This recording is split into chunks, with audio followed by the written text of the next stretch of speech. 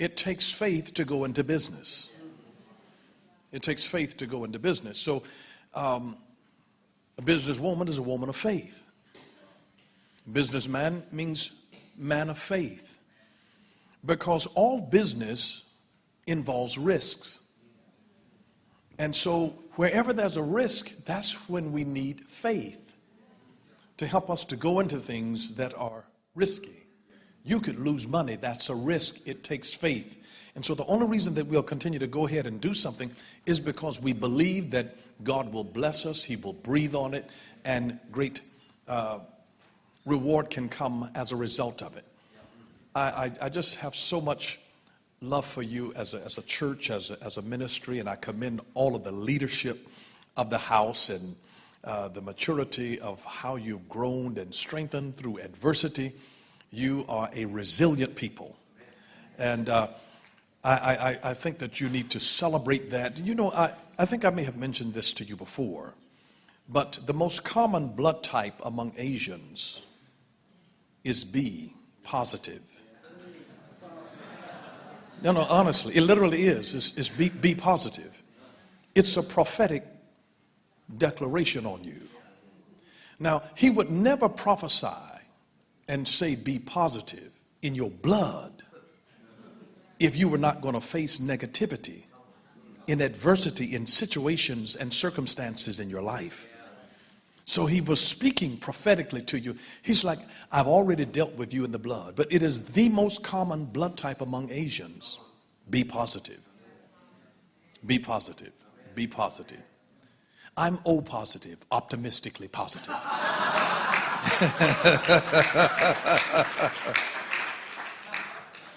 But I'm glad. I feel good being around be positive people.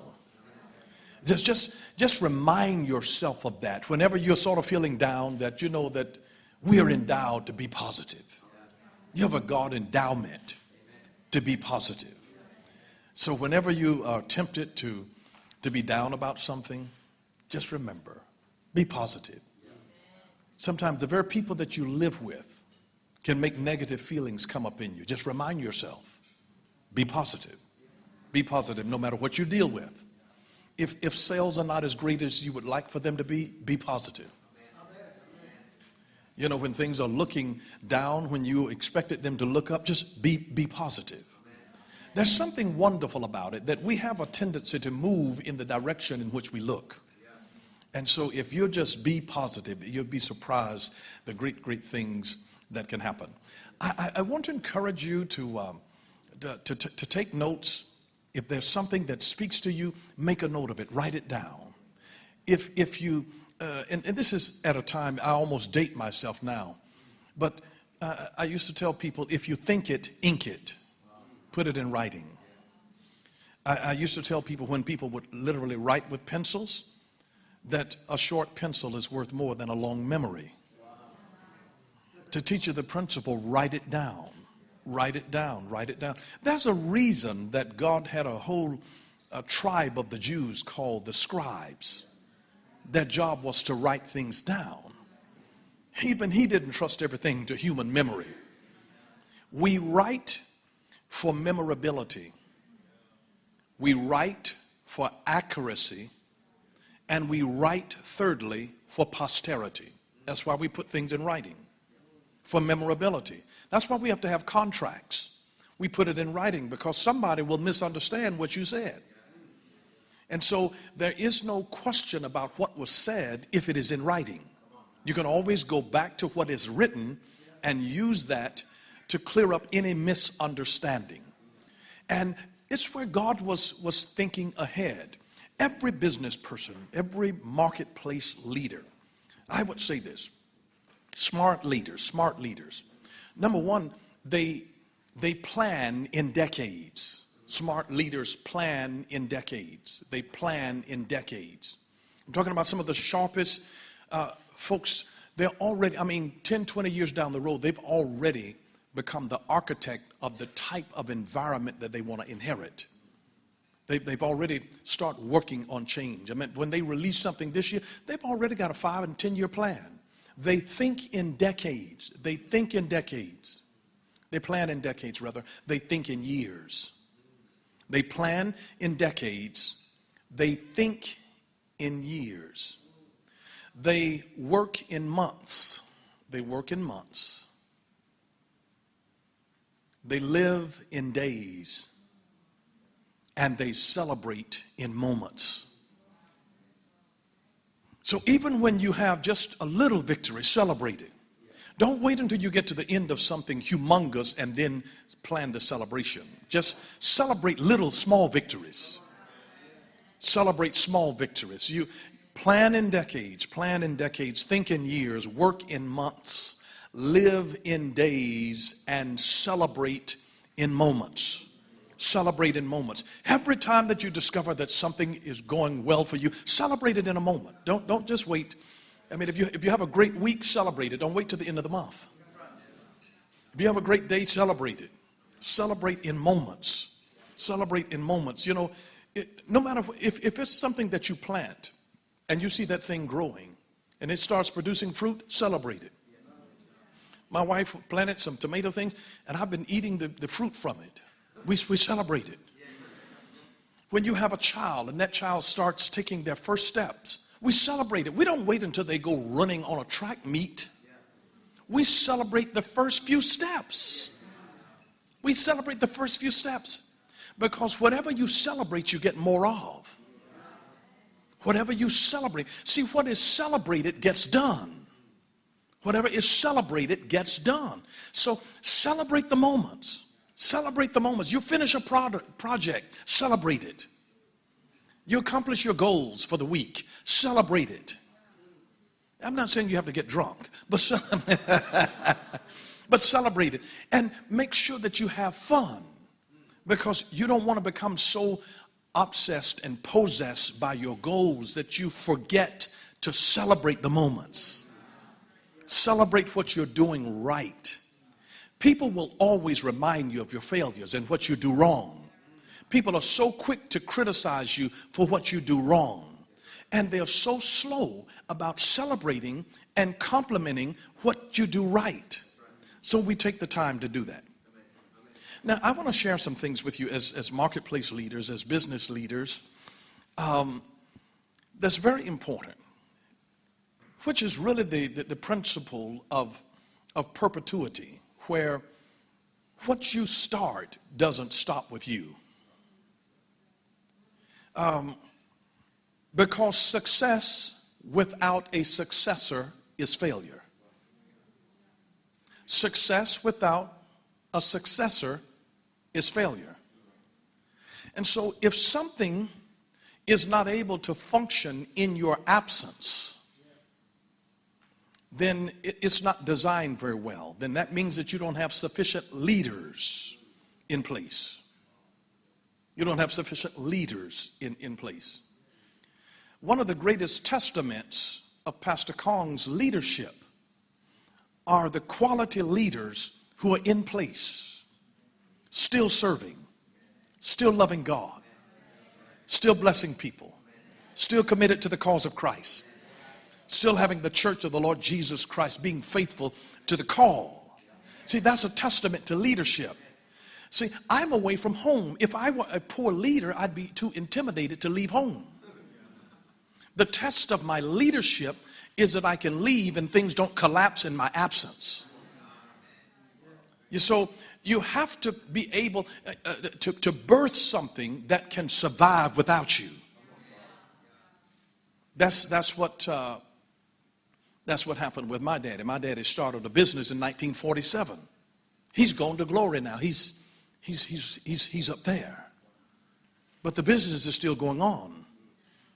You have to birth something that will outlive you. You have to birth something that will outlive you. It's no good to just do something and only you do it. You have to birth something that has the capacity to be able to outlive you. Now, in being able to want to really do things well and then go to the next level, because there are different levels in everything. There are different tiers of success. You know how onions are formed in layers. You peel one layer of an onion and there's another layer under there. See, that's what happens with us in life, in our business, there's another layer of success. There's another layer of victory. There's another layer of glory. There's another layer of strength. So there's always another layer. There's always another layer. But you can't get to that layer until you stop doing something that you're currently doing. So how many of you all have a to-do list? You have a to-do list of different things. Just by show of hands. That's good. Most people have a to-do list, things that you want to get done.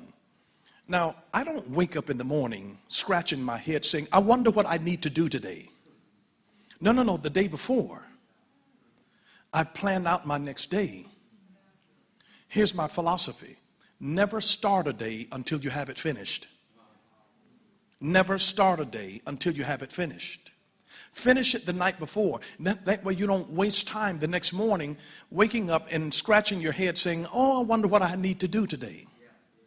Never start a day until you have it finished. Never start a day until you have it finished. So always plan the next day the night before. Leaders plan ahead. Remember that. Remember. And see, great leaders don't just plan the night before. They plan the decade before. And they think in years. How many years is it going to take me to get this goal? You know, I am working on a curriculum to be able to develop young men. And at the culmination of that event, I'm going to celebrate it with a big banquet. And all of them, it's going to be a come as you'll be banquet, where I'm going to force them to think at least 10 years down the road and see themselves 10 years down the road. And they've got to come, and these are going to be young people, teenagers, and if they, in 10 years, and if they're going to be a doctor, they've got to come dressed like a doctor. And if they're going to be an attorney, they've got to come in their suit and their briefcase. And if they're going to be a professor, a teacher, they've got to come in that attire and with some things that it's going to be a come as you are, because those images will never leave their mind. And you want to be able to have a picture. You know, there are certain things in your life that will never change until you have a picture. See, a picture is worth 1,000 words. If you ever get a picture, God's Bible it's a picture book. We remember things in pictures. Words are abstract. That's why you can remember someone's face, but you can't recall their name. Because names are abstract, but we don't forget this. So God's trying to give us a picture of particular things. So when you think about this, and you realize that most folks here have a to-do list, but now, how many of you have a stop doing list? A stop doing list. You see, most people don't do a stop doing list. But you need to do a stop doing list even before you do your to-do list. Here's what I want you to think about. If you woke up tomorrow and you realized that you had inherited $20 million, but you also discovered that you had a terminal disease and you have 10 years to live, what would you stop doing? You wake up tomorrow, you realize that you have just inherited $20 million, but you've got 10 years to live. What would you stop doing that you're currently doing? Because until you stop doing certain things, you cannot start doing the other things. So you have to have a stop doing list. Because the things that you start doing, you don't get any more time. You're going to have to replace that time. That if I want to become a better student, if I want to become a better businessman, a better businesswoman, if I want to become better at something, I've got to stop doing the average stuff. I've got to stop doing the stuff that got me at this level and start doing the stuff that will take me to where I want to go. You can only become tomorrow what you are becoming today. You can only become tomorrow what you are becoming today. And so if I'm not working on it right now, I'll never get it. I went to a school and spoke, and one of the teachers was standing up speaking, and this teacher said, she said, I've got 25 years of experience here teaching at this university. And The head of the university said these words to me. She doesn't have 25 years of teaching experience. She has 1 year of experience repeated 24 times. You see, she wasn't growing. She had created a plan, and she'd been doing the same thing for 25 years. The same thing, the same way. If you're going to do something better, you've got to stop doing things the way you've been doing it. Here's what locks a lot of people into their career. They work in their business all of their life, but they never set aside time to work on their business. They work in their marriage, but they don't work on their marriage. So you're constantly doing things. You're coming home, you're cooking, you're washing clothes, you're trying to clean. You're working in the marriage, but are you working on the marriage? And see, you have to stop working in the marriage some so you can work on the marriage, because you can work in it and it will never improve. You're still dealing with the same issues. Did you know that marriages don't have new problems? It's the same old problem. I've asked you not to do this, and you've already asked them before. So they're not new issues. You're dealing with the same issues over and over. So that's why it is so important to discover what is it that we need to stop doing. What is it that we need to stop doing? So start your stop doing list. Just make a note to yourself. Just put on there, start your stop doing list. Start your stop doing list. Now, the first time that you do something and you get results that you don't want, then that means that you have to change something.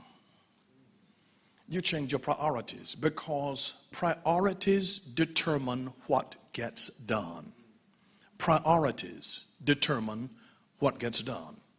Priorities, priorities, priorities.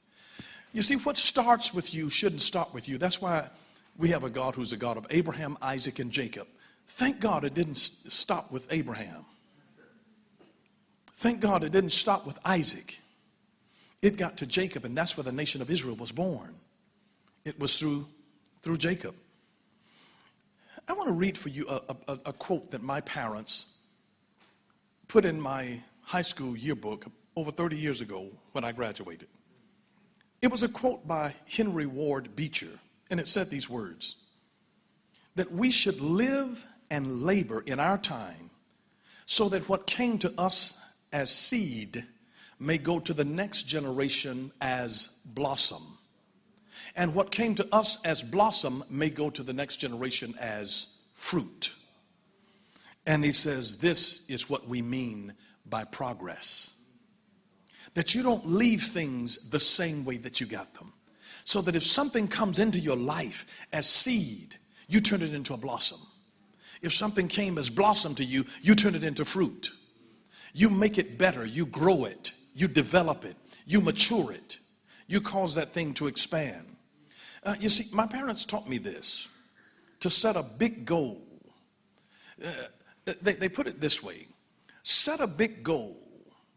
A goal that is so big that you cannot achieve it to the degree that you have to grow into the person who can.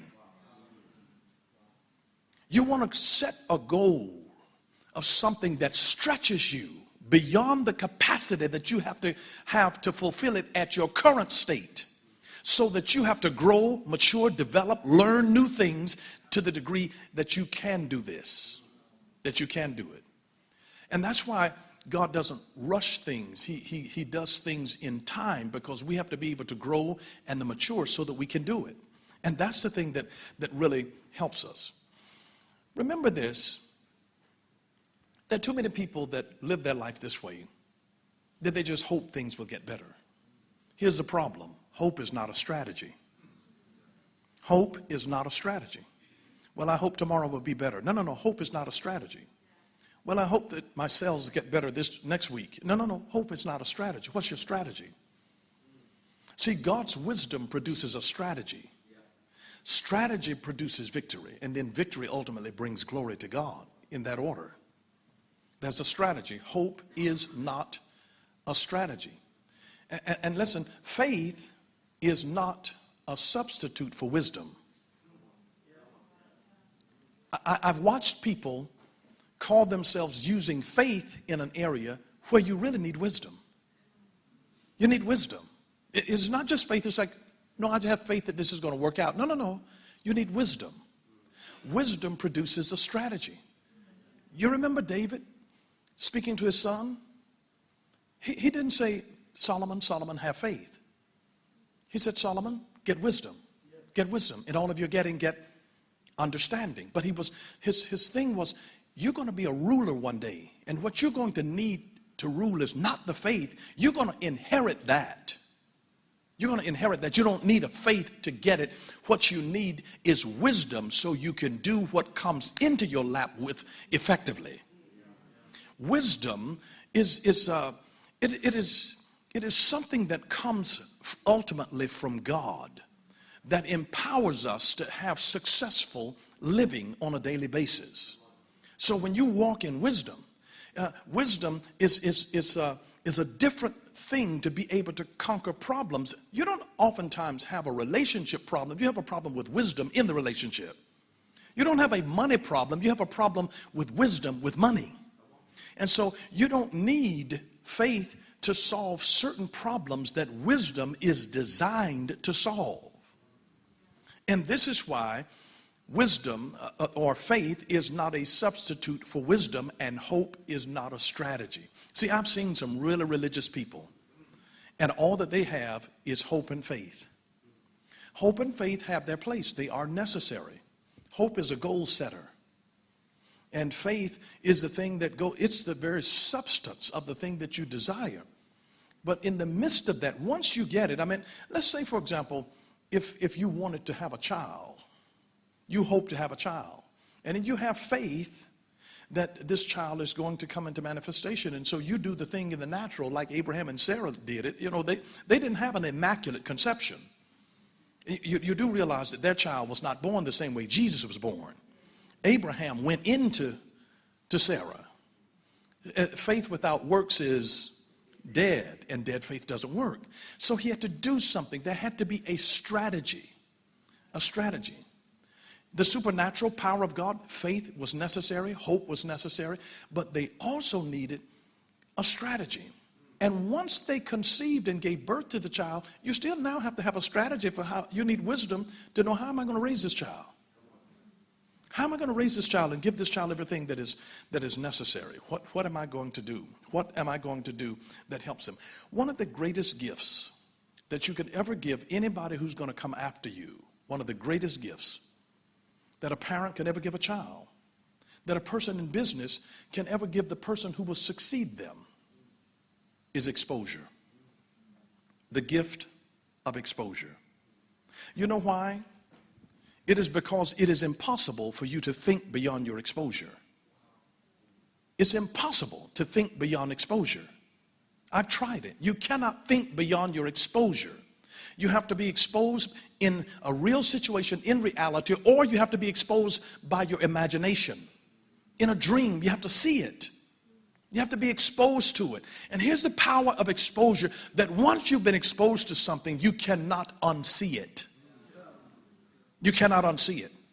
When I was growing up, we had different people that lived in with us over the course of the years. And one time we had these two sisters that were living with us. One was maybe 25 and the other one was maybe 27. I'm just a teenager, a young teenager. I'm maybe 13, 14 years old. I bust in the bathroom one day and both of them were standing up naked. I couldn't unsee that. And I just stood there in shock. I was frozen, trying to comprehend what I was seeing. But the point of the matter is, I could not unsee it. Exposure will revolutionize a person's life. Once a child, one of the greatest ways to stretch their life is to expose them. It's one of the greatest gifts that you could ever give to anybody that you love, is to expose them. It's one of the greatest gifts that you could ever do. That's why my son is here. That's why my nephew is here. They're being exposed. This is their first time meeting you at City Harvest.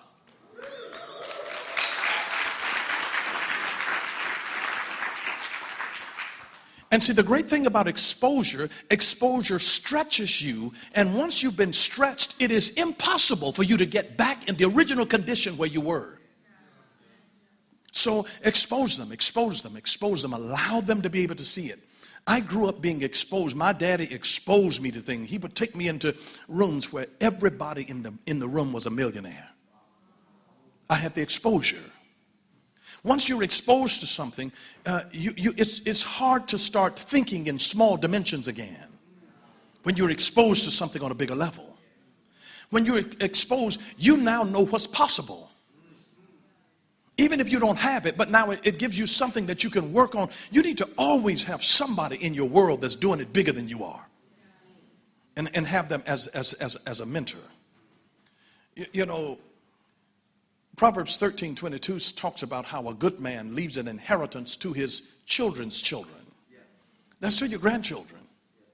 And this inheritance, it wasn't really talking about money there. If you understand the text correctly in the original Hebrew, but it was about the things that form your character, godly values, principles, manners.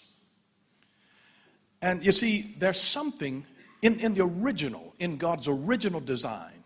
He created, the first thing he said to Adam and Eve, when he blessed them, he said to them, be fruitful, multiply, replenish, and subdue. Or subdue and replenish. He says, you need to replenish in the next generation the values that were put in you. And see now, those who are in the millennial generation, generally born between 1980 and the year 2000, those are millennials. Did you know that only 4% of them have a biblical worldview? 4%. 4%. That's why they live in an ungodly way, do things that are totally against the Word of God, because they don't have a godly, biblical worldview. That needed to have been an inheritance that came down from their fathers. That's an inheritance. That's an inheritance. And so a good man becomes one who transfers down to others. You know, my dad was a man of character. One of the things that he taught me was this, and this is great for business people. He said, if you're really concerned about protecting your future, take care of your marriage. And let me tell you why he told me to take care of my marriage. Because one of the worst things that can mess up your financial future is when you divorce. Divorce can wreck your finances. Can wreck your finances when you have to pay alimony or child support, and what that does, where you were believing that we're going to grow old together and retire together, and you were banking on this money, and now it's split. And now what are we going to do? One of the greatest things that you can do to ever take care of your life, take care of your marriage. It's a part of your financial planning. No, it really is. Because if you mess up your marriage, you mess up your money. You mess up your money. So take care of your marriage. Take care of your marriage. Proverbs chapter 20 verse 7 says that the righteous who walks in his integrity, blessed are his children after him. Blessed are his children after him. The man who walks in his integrity, blessed are his children after him. If we walk in your integrity.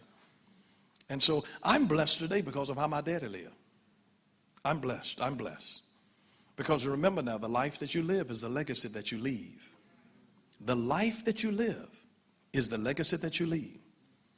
And let me just tell you this. The greatest thing that you could ever give to your children. And I know that we're talking about business, but Jesus said, I must be about my Father's business. And the business is not very good if it dies with you. And so we have to be able to give it to another. And the greatest things are not the things that are intentionally taught. They're the things that are unintentionally caught. That's what really shapes a child's life. They catch your attitude. They catch how you treat people.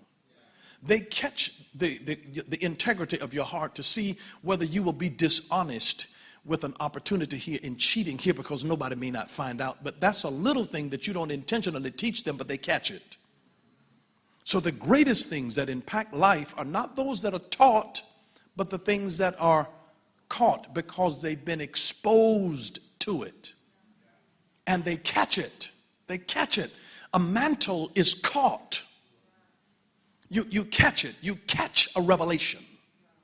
It's not the result of somebody deliberately trying to get it over to you and get it over to you and get it over to you. You get around it, and then once you get around it, you get it. You catch it. You catch it. And we're trying to teach things that the other generation is not catching. And they get frustrated because they're trying to teach it. You teach what you know, but you reproduce what you are. And so it has to be caught. It has to be caught. The most valuable lessons of life are not taught, they're caught.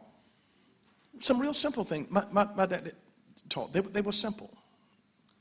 And the brilliance of genius is not in complexity, it is in simplicity. Here's some things that he just taught me that are so commonsensical. And if you don't have these in business, I mean, you're in deep trouble. Deep trouble. Here's one of the first ones that he taught me: never live above your means. Never live above your means. Never live above your means. Because whenever your output is more than your income, then your upkeep is going to be your downfall. Never live above your means. Then he taught me a penny saved is a penny earned.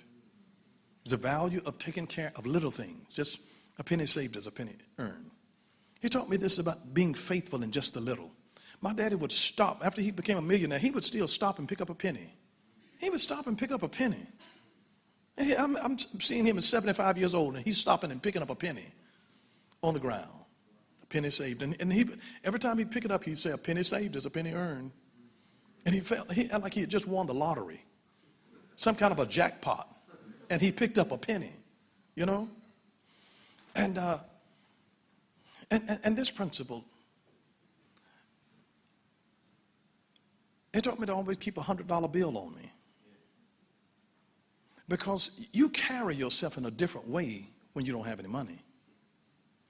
You'd be surprised. There's a difference of how you carry yourself when you're not, in America, what we call when you're not broke.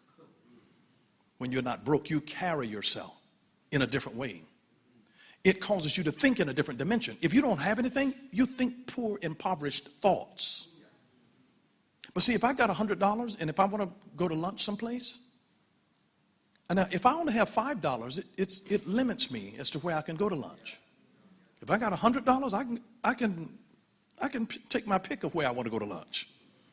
But if I only have $5, $10, it limits me. It limits me. And I want to be able to think without limits. When you start planning in decades, I need to be able to think without limits. Because here's the truth. God will never give you a dream that is based on your budget. Never. He'll never give you a business idea that is based on the money that you have currently. If you can afford it now, God didn't give it to you. You always have to stretch for it. You always have to stretch for it. You always have to stretch for it. So you have to think about it. And see, your children will live their life either by design or they live it by default. And if they don't design it, they're going to fall back and live based on what the previous generations have done. You either live by design or you live by default. You live by design or you live by default. When you're a forward-thinking leader, you always ask these questions. If you're going to be a forward-thinking leader, you ask the question, what's now? What's happening in our world right now? What's happening in our world right now? You need to know what's now. What's going on right now? Because if you don't, in the business world, if you don't know what's happening to the market, you have to have your finger on the pulse beat of what the market is doing. What's going on right now? Then you have to ask this question, what's new? What's new in terms of technology? What's new in terms of procedures, in terms of equipment? Because right here in Singapore, you're experiencing massive change. We're dealing with incredible shifts and changes. I mean, we're dealing with sociological change, political change, economic change, environmental change, political change. There's so much change that is happening. This is not the same Singapore that it was 25 years ago. The culture has changed. The young people who are here has changed. How we do education has changed. How people do their relationships has changed. How we communicate has changed. How we do commerce has changed. And we're amid all of this increasingly rapid change. So you have to ask yourself, what's new? What's new? They ask the question, all of the people that create the landscape of the future, they're asking the question, what's now? They're asking the question, what's new? And then here's the question that you really have to think in order to be a real forward leader. What's next? What's next? What's on the horizon? What is in the realm of possibilities? How is it that we can serve in a better way? How is it that we can be more efficient? What's next? What's next? You got to start thinking what's next while the people are still enamored with what's now. Because they're already planning the next Apple phone right now. It's probably in its final, they've already done it. The design is already complete. You know, they're leaking the images already. So it's being leaked because it was already done. And when they came out with the first Apple phone in 2007 and disrupted an industry because of the technology that they brought to the device, they did that in 2007. It's been 10 years now. Every 10 years is a marker for significant change. Every 10 years. Just think about your life, where you were 10 years ago. Just think about that. Think about it. And the earlier, the younger that you are, the more significant change that you see in every 10 years. Can you think about a newborn and then his abilities at 10 years old? Can you imagine a 10-year-old and a 20-year-old and the amount of change that happens? And then what the change that happens from 20 to 30?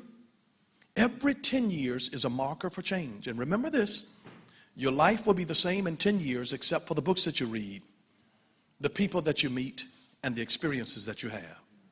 Your life will be the same in 10 years from now, except for the books that you read, the people that you meet, and the experiences that you have. And so life takes us through all of these different cycles. They're cycles of life. It takes us through cycles. Whenever I run into poor people, you know what poor is? P-O-O-R. It's an acronym. It's passing over opportunities repeatedly. Because that's what they do. The opportunities are available to them, but poor people, they pass over opportunities repeatedly. That's what they do. Poor. Passing over opportunities repeatedly. And that's what they do over and over and over again. Over and over and over again. It's the thing that changes our world. And here's what I want to say to you. Wealthy people, they plan for 3 generations. Poor people plan for Saturday night. It's a total difference in how they think. Total difference in how they think. And I want to encourage you to do this because every business has what's called a board of directors. I want to encourage you to develop your own personal board of directors. Develop your own personal board of directors. How many individuals as a person would have a personal board of directors and have it for different people? You have somebody on your personal board of directors that helps you with financial decision, financial wisdom.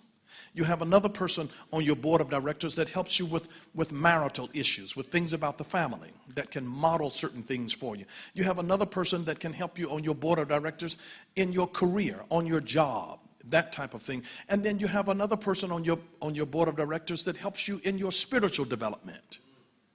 So see, you can have different people, and listen, you don't just choose anybody to be on your personal board of directors, particularly for your personal board of directors. You don't choose them for their accomplishments, you choose them for their character.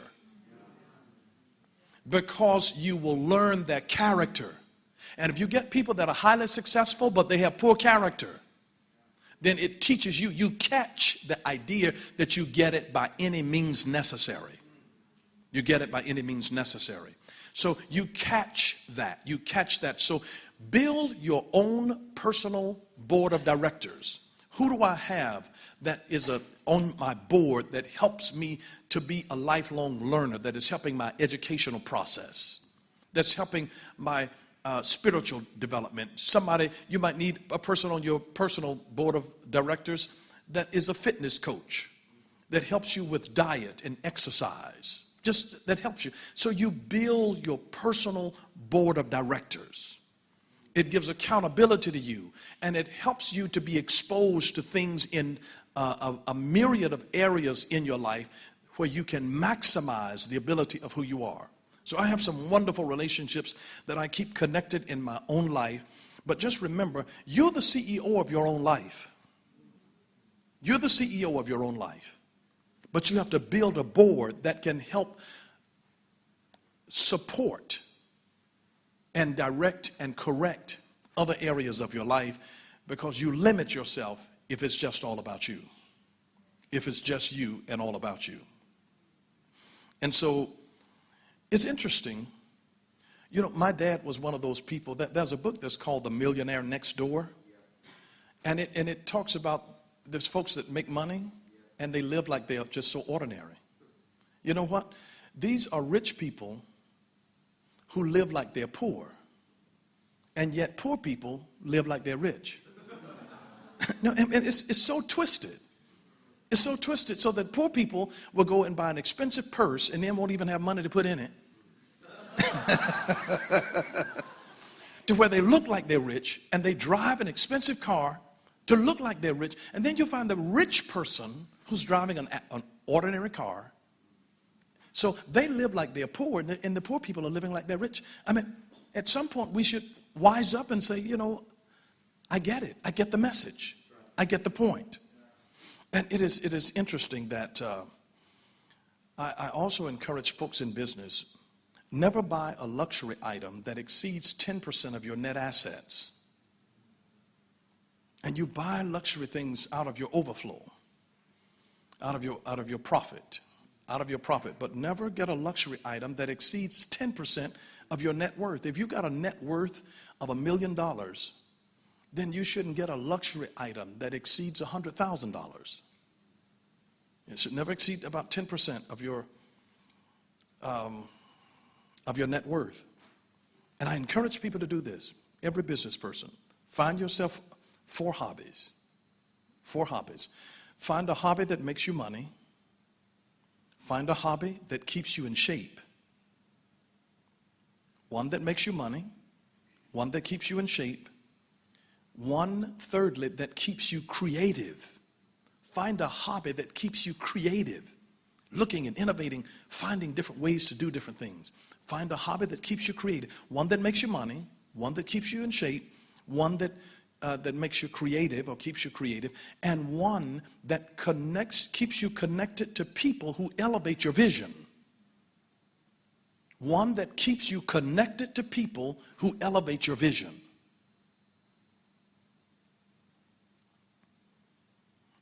See, you have to remember that you don't get what you deserve, you get what you negotiate. When I built our cathedral in Atlanta, I had to negotiate with the builder because I was paying $700,000 a year to lease the other facility that I was in. And so I told them, if you can't meet this time deadline, you're going to need to pay my bills over here.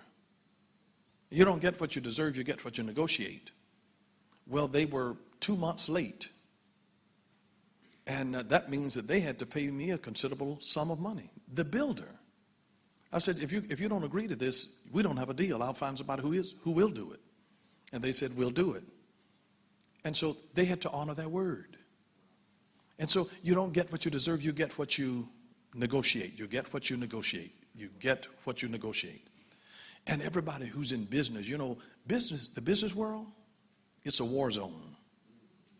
And when you go in a war zone, you know what the people are called in a war zone? They're called warriors. Write that word down, warriors. Warriors. Warriors.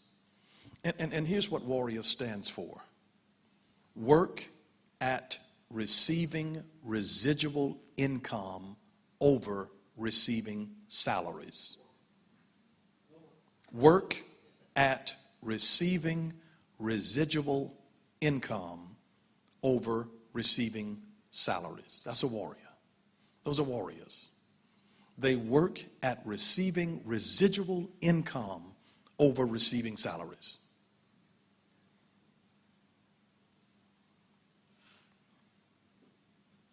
You have to work at receiving residual income over receiving salaries.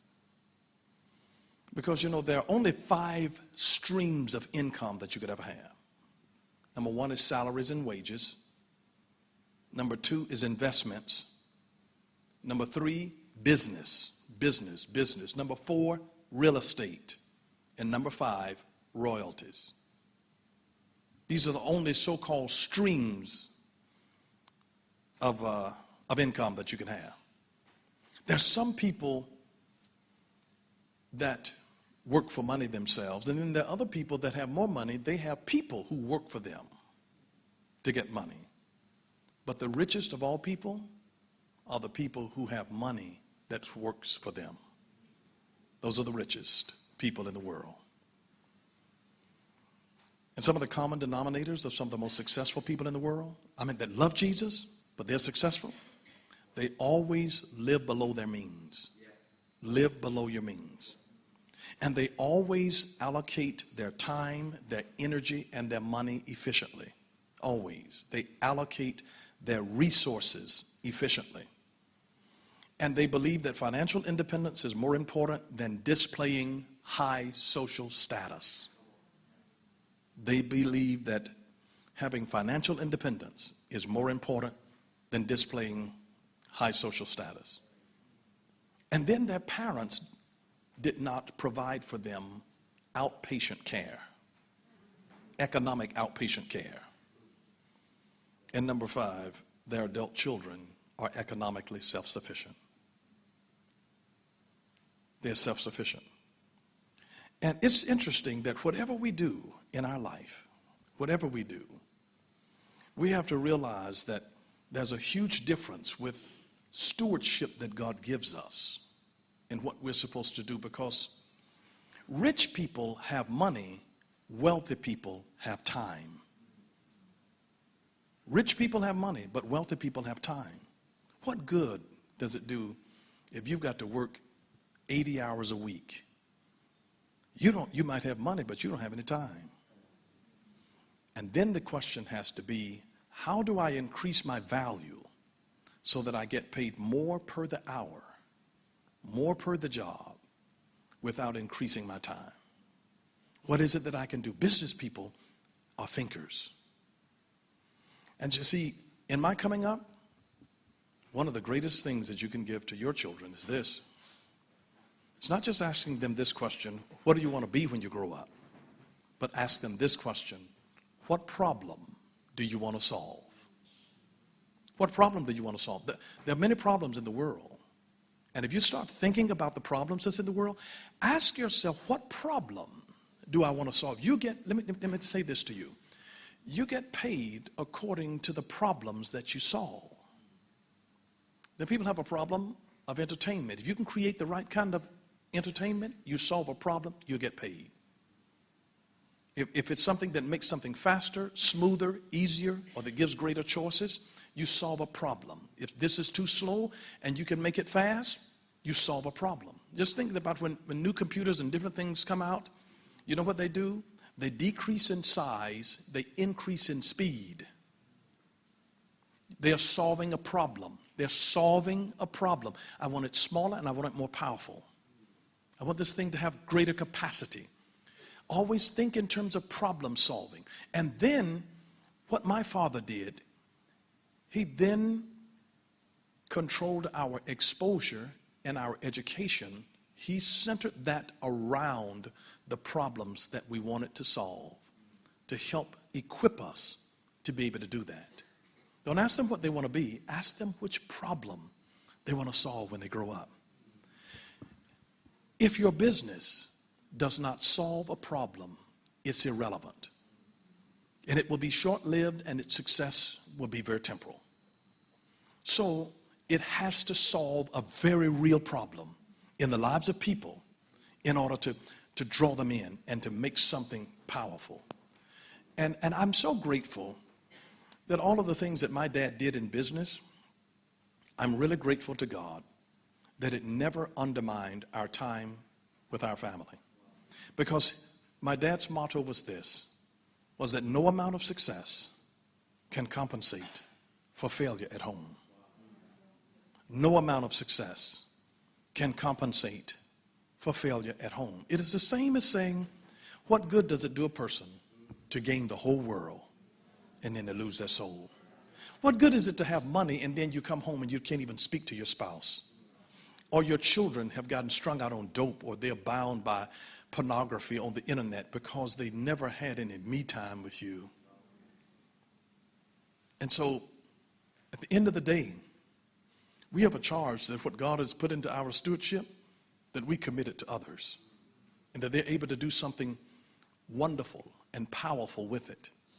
And let me just tell you that wherever you are and whatever that you've dealt with in your life in the last few months or the last few years, I just want you to always stay forward focused, looking ahead, just looking ahead.